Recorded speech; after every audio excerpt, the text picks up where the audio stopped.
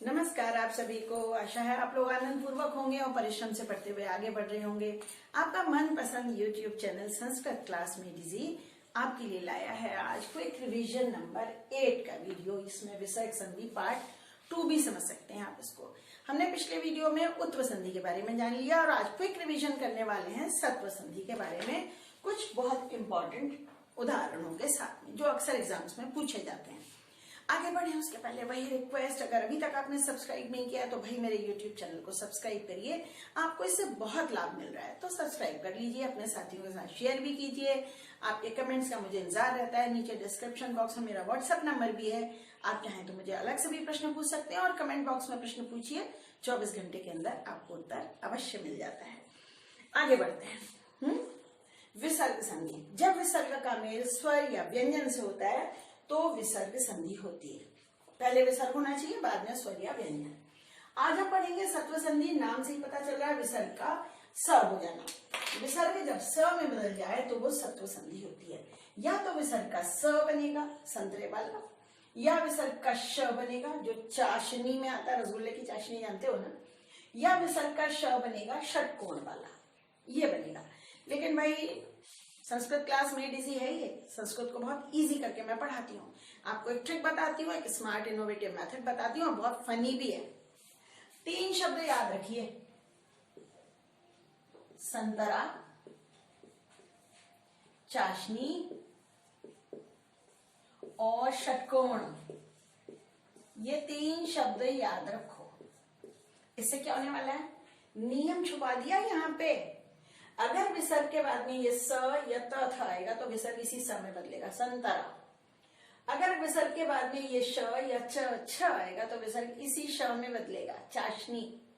और अगर विसर्ग के बाद में षटकोण वाला श या ठ आएगा, पहला दूसरा वर्ण है ना, त थ पहला दूसरा वर्ण, च छ पहला दूसरा वर्ण, ट ठ पहला दूसरा वर्ण, या साथ में स आ जाए या श या श, तो इसी विसर्ग इन्हीं वाले स श और श में बदलेगा। संस्कृत बहुत लॉजिकल लैंग्वेज है, लॉजिक है भाई। ऐसा कोई शब्द तुम्हें संस्कृत या हिंदी में नहीं मिलेगा जिसमें त के साथ ये वाला श या षटकोण वाला श हो, नहीं मिलेगा आपको। संस्कृत में तो बिल्कुल ही नहीं मिलने वाला है।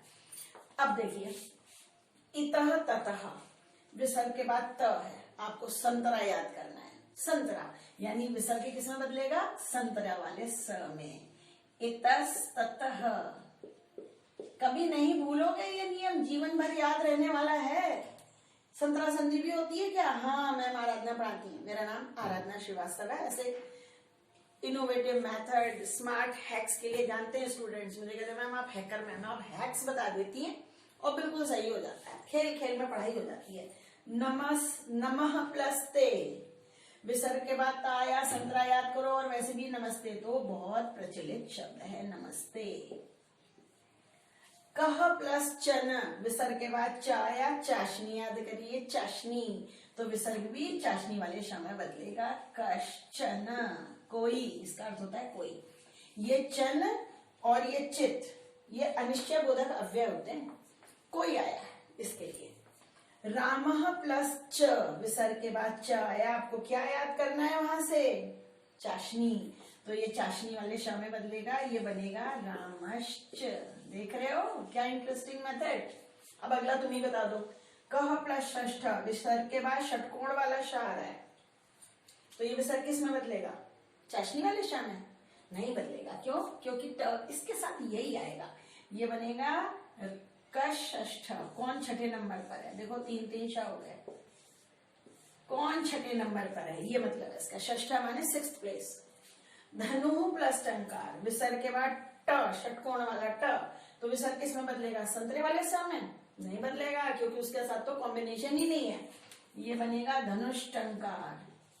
इस शब्द का अर्थ जानते हो, धनुष टंकार।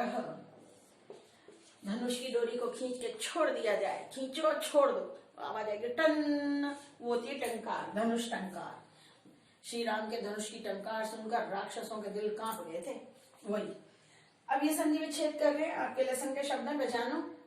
प्रकृति शोभा में से है ये वानरस्तु। वानर तो जानते हो ना, वानर। और तू भी जानते हो, अब अगर विसर्ग ता है आगे तो ये विसर्ग स किससे बना होगा?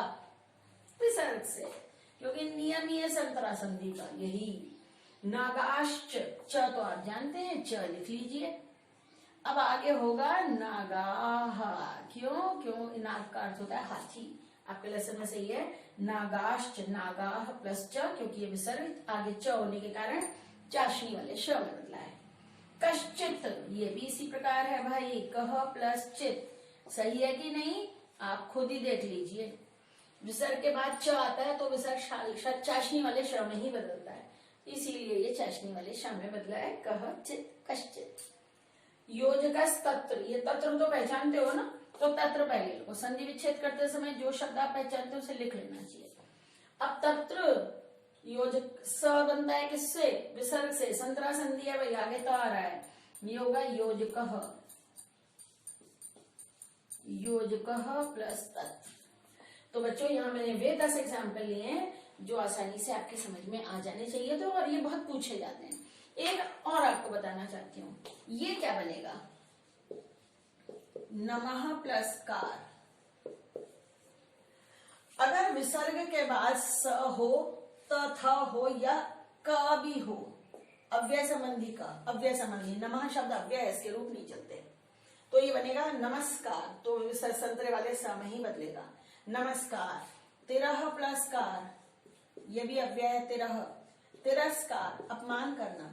पुरह प्लस कार, पुरस्कार। इन 3 शब्दों पे ध्यान दीजिए, ये भी विसर्ग का संतरे वाला स ही बनता है। बहुत से लोग कहते हैं नमस्कार, नमस्कार, गलत।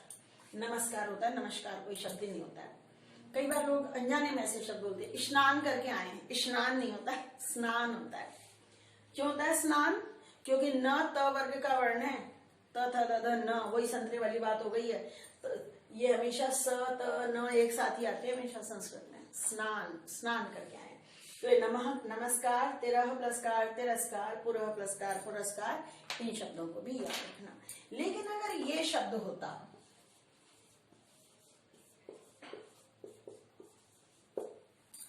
अब बताओ अब क्या संधि होती? पुनः प्लस च, च से क्या याद करना है?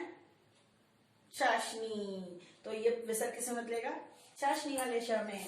पुनश्च, और फिर, इसका मतलब होता है और फिर। चिट्ठी लिखते थे, अब तो लिखते ही नहीं है, उसमें लिखते थे पुनश्च, यानी और फिर। एक नई बात और बता दें आपको, ऐसे आगे लिखा जाता था, पुनश्च माने और फिर, पुनः माने फिर। तो बच्चों देख रहे हो आप, आपके लिए अथक परिश्रम करके मैं वीडियोस बनाती हूँ, सब खोज खोज के शब्द निकाले, ऐसी ट्रिक्स बताई, स्मार्ट और इंटरेस्टिंग इनोवेटिव मेथड से आपको बढ़ा रही हूँ।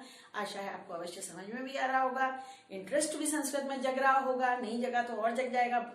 लगभग 350 से ऊपर वीडियोस हो चुके हैं, मैं गिनती भूल गई हूँ, एक दिन चेक करूंगी। 370-75 तक तो गिने थे, इतने वीडियोस हैं। आपका पूरा कोर्स है, 9th का, 10th का। इसके अलावा अगर कोई CTET, रीट आदि का एग्जाम दे रहा है, किसी भी बोर्ड का एग्जाम दे रहे हो, दिल्ली बोर्ड हो, CBSE हो, हरियाणा हिमाचल बोर्ड हो, उत्तराखंड हो, UP, MP, महाराष्ट्र, दक्षिण भारत, कहीं पे कोई भी बोर्ड हो, व्याकरण का कोर्स हर जगह सेम होता है। पत्र लेखन, चित्र वर्णन, अपठित गद्यांश, हिंदी से संस्कृत अनुवाद, वाक्य संशोधन, क्या नहीं मैंने सिखा दिया। तो आप सारे वीडियोस देखिए, अपने साथियों के साथ शेयर कीजिए, इनको पढ़ते रहिए, आगे बढ़ते रहिए। आपके लिए अनंत शुभकामनाएं।